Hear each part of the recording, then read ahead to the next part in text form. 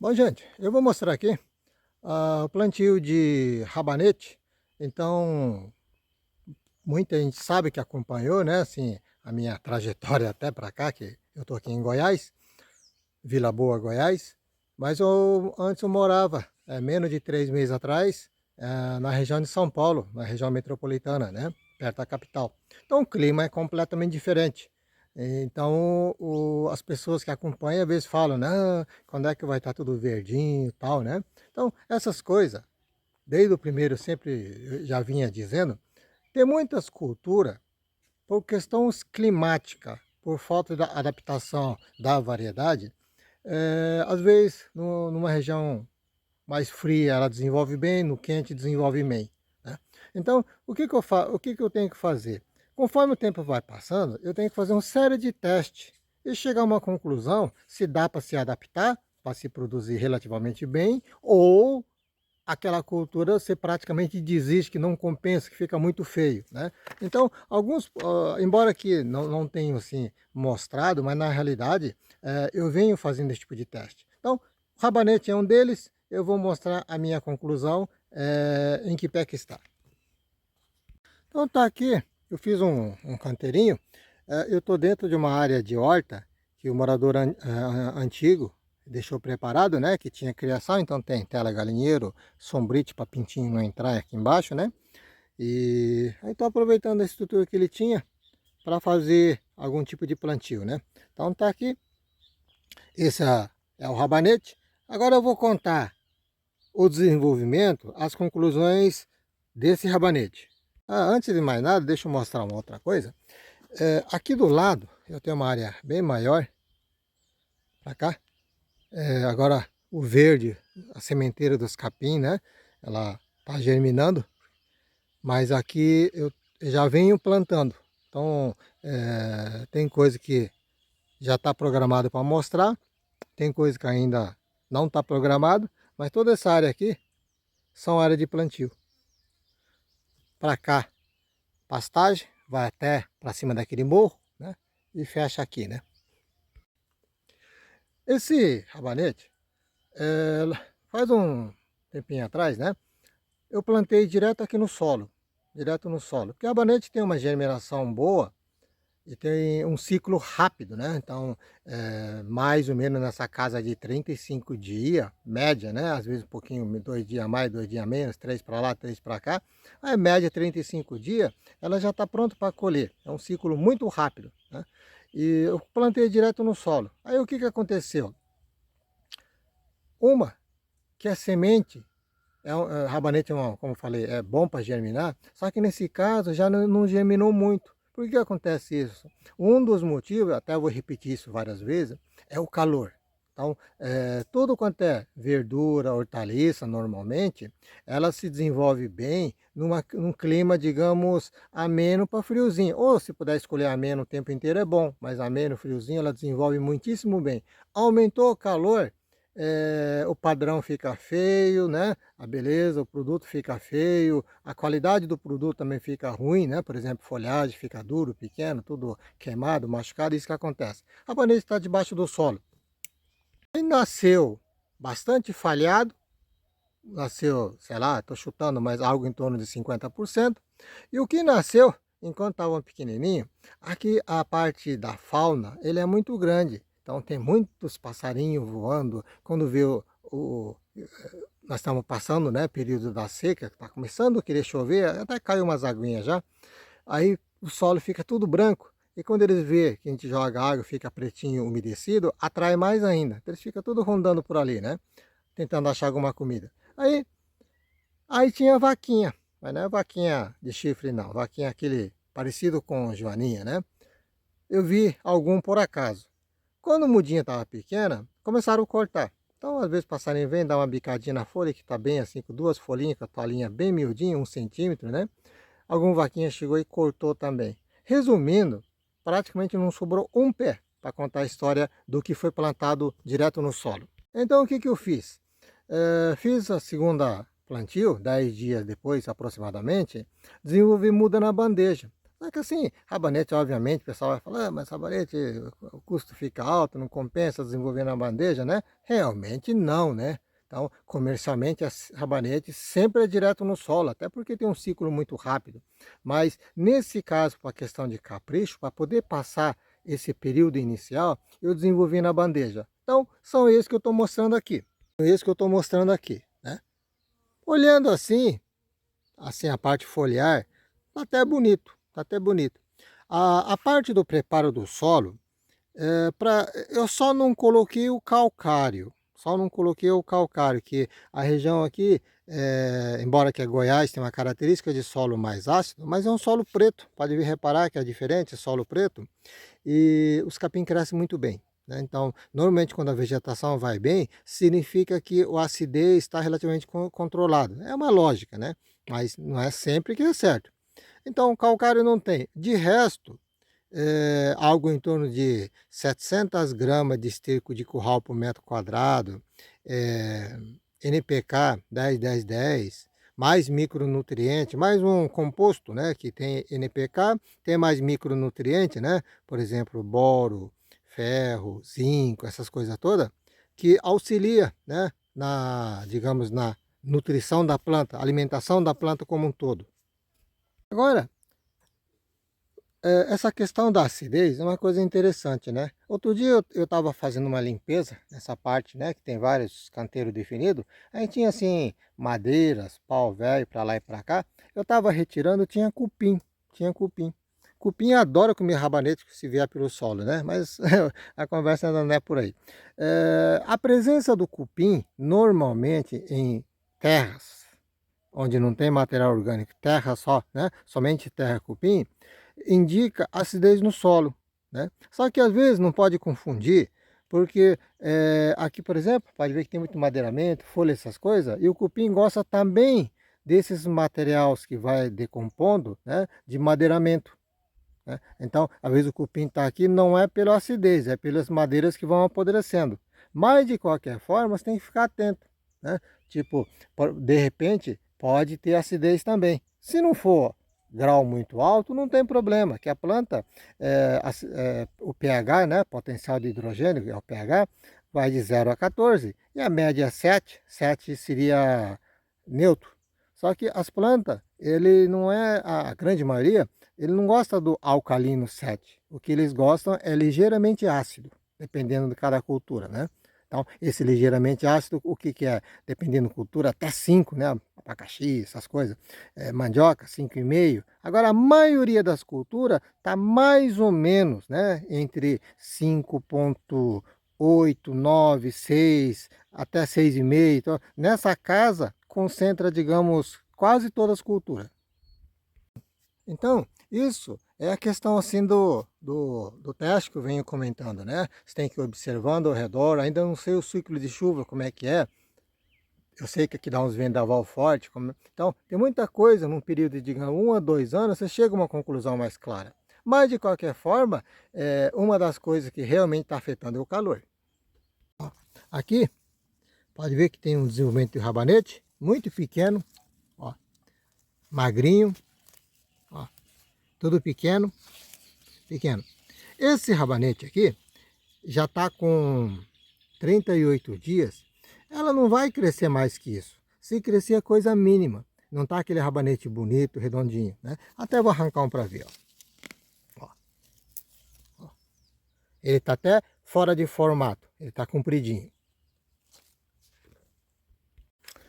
Ó, aqui acontece assim, né?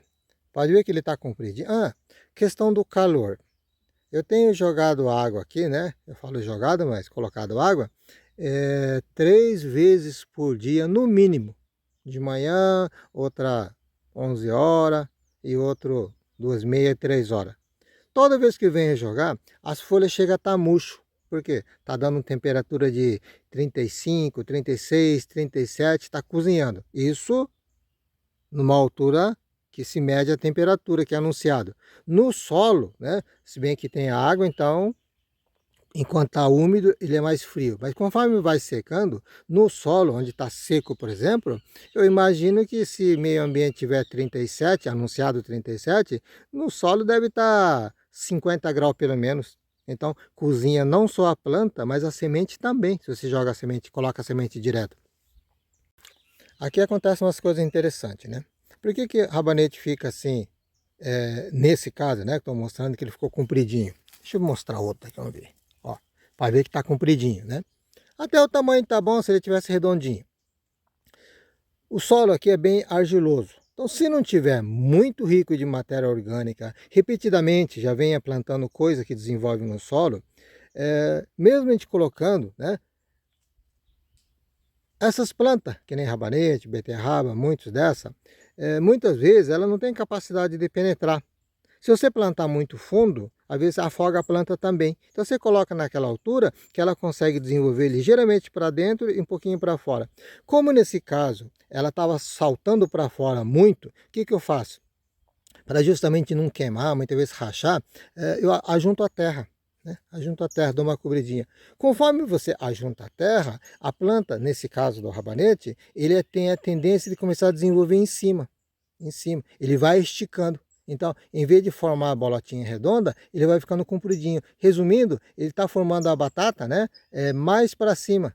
Justamente porque a terra vai chegando, então ele pensa, né, bom, é aqui que eu tenho que formar a batata. Ele cresce mais um pouquinho, a formação. Então fica compridinho. Né? Agora, se tivesse colocado no solo bem fofo, preparado, aquele que a gente já prepara a horta há muito tempo, né? Ele dá aquela fundadinha e uma, duas vezes se joga a terra ligeiramente, para não deixar queimar, que às vezes fica mais ardido o gosto, né?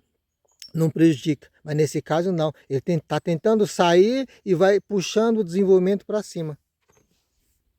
Bom, então, o que que acontece, né? Essa questão de ser compridinha, você sabe por quê. Uma das coisas de não ficar mais bonita, inclusive a folhagem, que a folhagem é bom para fazer salada junto com a batata, eu vou considerar, né? Propriamente o rabanete, mas ela não fica tão macio e grande, mais folhoso, né? Então acaba ficando miudinho, mas isso está diretamente ligado à questão da temperatura, né? Porque aqui não tem sombrite, não tem nada. Eu estou plantando em situações abertas, porque se você investir, né, para moderar essas coisas, logicamente a produção melhora. Mas não é o caso e muita gente planta pequenas quantidades ou investimento não vale a pena pelo produto, né, o valor agregado. Então tem esse lado que você tem que compensar. Então eu mostro na condição normal, porque se eu mostrar com todas as tecnologias, né, coberto, não sei o que, com sistema de resfriamento, terra bem preparado, aí para muita gente não serve como exemplo. Então eu mostro assim bem dentro da realidade. Mas rabanete, por enquanto, a não ser daqui um ano, 2 anos, que a gente vai descobrindo mais coisas, né? Provavelmente o limite da beleza do rabanete vai estar mais ou menos por aqui, exceto essa questão de ser comprido, com uma terra bem mais, talvez misturado com esterco de curral, né? Que seria um material mais poroso, além de fornecer nutriente, pode ser que eu consiga corrigir parte desse detalhe. Mas assim, isso em sabor não acontece, não altera em nada, né? Isso seria mais questão comercial. Bom, mesmo assim, né? Para quem queira saber como chegou esse desenvolvimento, aqui eu coloquei 700 gramas, né, de esterco, cama de frango, né? Então o esterco bovino ainda estava sendo curtido, não dava para ser utilizado. Então arrumei um pouco de cama de frango que eu trouxe de São Paulo e coloquei 700 gramas por metro quadrado. Como é cama de frango, né, tem as palhas aqui para absorver a umidade, né, em esterco puro deve estar algo em torno de 300 gramas por metro quadrado, 250, por aí de esterco puro, né, porque tem a palhada misturada. 50 gramas mais 50 gramas de NPK 10, 10, 10 e mais 20 gramas de outro composto, né, que contém NPK e tem vários micronutrientes, inclusive o boro. No questão do boro, eu coloquei assim uma colherzinha de café por metro quadrado de ácido bórico, né? Então seria boro. Quando a gente fala ácido bórico, dá a impressão que é puro, mas não é. Ácido bórico, ele tem 17% de boro, né? Então, às vezes você vai comprar em algum lugar, você fala, tem boro, micronutriente? O pessoal fala, tem, e dá o ácido bórico, né? Então, essa quantidade não é um por um direto. é 17% que ele contém. Então tem que fazer uma série de cálculos. Então, nesse caso que usei uma colherinha de café, é meio no chutômetro pela prática que a gente vem tendo, né? Então, isso foi a adubação que eu fiz para chegar nesse resultado. Planta bem nutrido, não só de água, mas com adubação, ele supera muitas coisas, né? Supera a doença, o calor, o frio, mas tem coisa que só a genética consegue consertar. Então, por exemplo, se investisse numa variedade que resistisse ao calor, né, que se adaptasse mais no calor, com certeza o produto seria melhor. Só que aí tem aquele detalhe comercial muitas vezes, né? Eu não coloquei calcário no preparo do solo. O esterco, normalmente, você tem que preparar o canteiro com uns 15, 20 dias de antecedência, preparar canteiro, eu digo, incorporar no solo. E nesse caso, né, outras pessoas também, quando está o solo seco, seco, seco, sem uma gota de água, sem umidade, não adianta deixar seco incorporado que não tem efeito nenhum. O esterco ele tem que mineralizar para a planta aproveitar, né, para absorver. Então, uma vez por dia, não é uma irrigação para a planta, mas você tem que jogar água levemente para manter a terra levemente úmida, para ter esse processo. Porque se estiver seco, ela não tem essa reação química para ir mineralizando. Então, quando você prepara, estiver seco, seco, tem que manter a terra relativamente úmido para ter esse processo. O NPK, quando a gente planta semente direto na terra, né? O ideal é que a gente incorporasse com uns, pelo menos 3 a 5 dias de antecedência também. Então seria o esterco, na verdade assim, seria o calcário com 60 a 90 dias de antecedência, esterco curtido com uns 15, 20 dias de antecedência e o mineral com 3, 5 dias de antecedência se for semente. Quando coloca semente, isso não tem jeito, semente sem proteção normal, né? Por exemplo, nitrogênio, cloreto de potássio, se encosta na semente, ela queima. Aí, lógico, né? Você joga, mesmo incorporado, às vezes alguma semente encosta, outro não. Mas tem esse fator também, mas aí não tem como sair, né? Se você coloca um pouquinho de antecedência, elimina um pouquinho.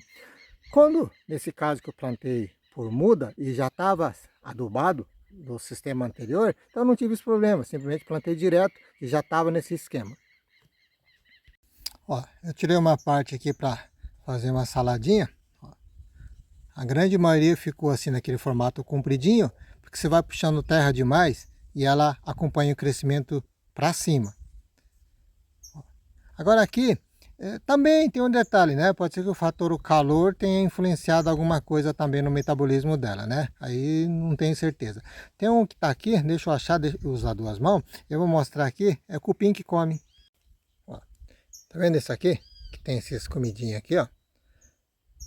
Não posso afirmar com 100% que não vi ele comendo, mas 95% de certeza o que come é cupim. Isso aqui, ó. Cupim adora comer rabanete. Então, no solo onde tem cupim, acho que ele sente o cheiro de longe. Vem e começa a comer. Aqui, pelo menos, no meio de esse tanto que eu tirei, só tinha esse aqui mastigadinho, que é coisa de cupim. Aí outra coisa, né? Cheguei a comentar agora há pouco, mas assim, para quem planta rabanete e tem essas folhas vistosas, você vê que a folha está macia, você pica ela direitinha e faz salada ou à parte ou junto com rabanetinho cortado, ele tem um sabor excelente também. Porque quando a gente compra no mercado, normalmente é só rabanete, né? Às vezes está pelo talinho. Ou se a folha tá murcho. Então, para quem planta, pode experimentar a folha que é muito gostoso.